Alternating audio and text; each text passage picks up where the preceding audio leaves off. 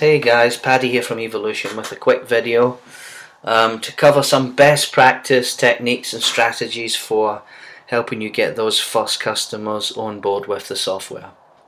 So if you are watching this video, that means you're coming to the end of your Evolution training program, and so the next step beyond that is to get those first 5 customers up and running with the web store. So how do you do it? Well, as you have covered in the training program, there's a whole bunch of different ways and tools that you can use within the Evolution store to make things nice and easy for the customers, and we're going to cover some of those things in the video. So first and foremost, I think the key message here is do the heavy lifting on behalf of the customer. You do as much of the setup for them as possible so that when they're logged in, the store's completely tailored specifically for them with the products they buy on a regular basis, the users they need set up, the permissions, the addresses, so that when they log in it's add to cart and checkout and there's no fuss. So let's cover one of the first things, which I would say is personalizing the store for the customer. So there's a few different ways that you can do that. So first thing I'm going to do is log out of my demo account, and the first thing we're going to do is set up a customer specific logo for this customer. So if I go into the admin panel, we go customer manager, and we're going to find the demo customer. Go ahead and click on their customer ID, and then along to logo upload. So we want to replace the standard total supply logo with this customer specific logo. So here's one I made earlier. If I go ahead and choose that and then click upload and come back to the front end, and I log in as that customer, instead of getting the standard web store logo, we should get the nice customer specific logo. Boom, there we go. So first and foremost, we can personalize the store on behalf of that customer, put their logo up there, makes them feel good and makes them want to interact with the store more. Customer specific logos, by the way, were one of the most requested features before we added that to the software. So again, in the spirit of keeping things nice and easy for the customer, what can we do to make life easy for these guys? Well, the first thing we can do is understand and put some time and energy into figuring out what these guys buy on a regular basis. So you will know that. You'll have the information there in your ERP system, or the salesperson responsible for the account will understand the purchasing history, and we should use that to tailor the store for the customer. So the first thing we can do is we could set up a wish list on behalf of that customer.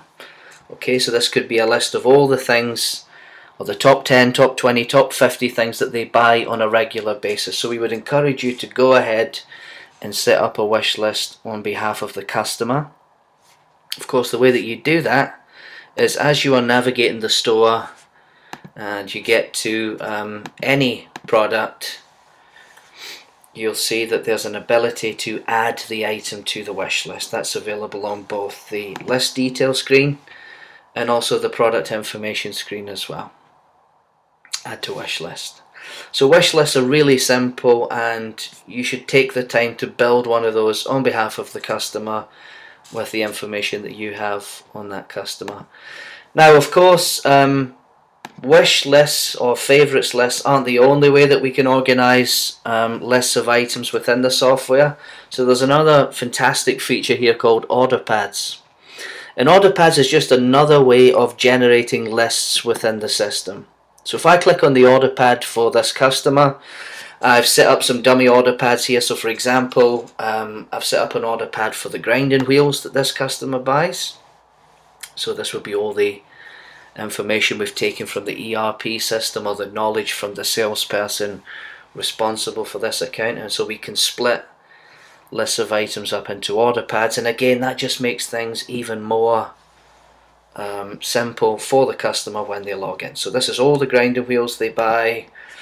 We've got another order pad for the power tools these guys buy on a regular basis, and another order pad for the welding supplies that these guys buy on a regular basis. So order pads are very simple. They have a name, in this case welding supplies, and then within those order pads you can add an unlimited number of products. If you've forgotten how to do that, it's very simple. When you're in the customer's account, if you go to the order pads tab, you'll get a list of the pads. If you want to edit an existing pad, you click on the pad name. If you'd like to add an additional pad, then you click on this button here to add a new order pad. So if we wanted to edit the products that show up in welding supplies order pad, then we come here, we get a list of the SKUs that appear in that order pad. If we want to add an additional item, I'll just go and find a SKU on the front end. Let's go to welding supplies and go to welding and cutting accessories. Let's just take this one here. So as long as we know the SKU for the product, we can come back to the pad, paste in the SKU, always select the product from the drop down, that's critical, and then go ahead and click save, and boom, that item has now been added to the order pad. Order pads aren't company specific, they're user specific, so if there are many users within the company, then you can limit order pads to different users within the organization. This welding supplies pad is limited to only my account, so even more personalization, even more granular control. You can take it right down to the user level. So back on the front end, if we were to go and revisit that welding supplies order pad, then you are going to see the addition of the product that we just added. So that's how easy they are to set up. You know, none of this stuff per customer should take any longer than 15 or 20 minutes, and by spending that time, it just makes the transition from offline ordering methods to online ordering so much easier for the customer. The benefit for you guys is because you're exposing the customer to more products, so they go from seeing a limited number of SKUs to a site with minimum 70,000 SKUs available, then the laws of big numbers kick in and you can expect bigger order values and more frequent orders because you're exposing more to the customer. So that's covering wish lists, it's covering order pads. If this particular customer has many ship to addresses, then those can be set up under the address tab. You can add additional addresses for the customer, and again I would recommend doing all of this stuff for them in advance. If the customer would like to support complex procurement scenarios, so let's say for example they want to manage and control the cost internally, providing you have this data in advance, then you can set up cost centers on behalf of the customer. So again, you should do that, giving them the option to add those to each line in the shopping cart. So the worst thing you can do with an Evolution store, guys, is just ship the customers an email saying, hey, we've got a website, here's the URL, good luck. To get the most from the website and to make the transition for the customer so easy, the key message is take the time, use the knowledge that you have about this customer to pre-set up their account so when they log in, it feels like the whole experience was tailored just for them. And the end result looks like this. The customer logs in, they go to the wish list, they see a whole bunch of stuff that they're familiar ordering, so they can just bomb through that, adding items to the shopping cart. They can then go and visit individual order pads, just right here. We'll then go and add some items from the welding supplies order pad to the shopping cart. So, you know, we're 20-30 seconds into the ordering process at this point here. Let's go to another order pad, which is power tools, and add one of those. So kind of up to roughly 60 seconds. Go back to the shopping cart. We can see the items that we've added. At this point we could save the shopping cart and recover that later. Maybe want to just start the order, save it, bring it back up in the next few days and add some more items. If we've got a coupon code available, then I could go ahead and apply that coupon code and redeem the discount. But in this case I'm just going to go ahead and proceed to checkout. I'm going to confirm the billing and shipping address, which has been set up for me in advance by you, the lovely distributor, making things nice and easy for me. So I can just go through that stage and agree to that. I can then see the shipping and payment options that's available to me, and I'll select the ones that make most sense. I could also leave some notes against this order, and I'm a company who needs to control cost and is into procurement, so I could leave some notes at each line in the order. So please deliver to Dan's desk, and then I could assign this back to the sales cost center, that one to sales, next one to transport, and the next one to the warehouse. At the end I could leave a purchase order number for this order. Complete. And you're done. Thank you for your purchase.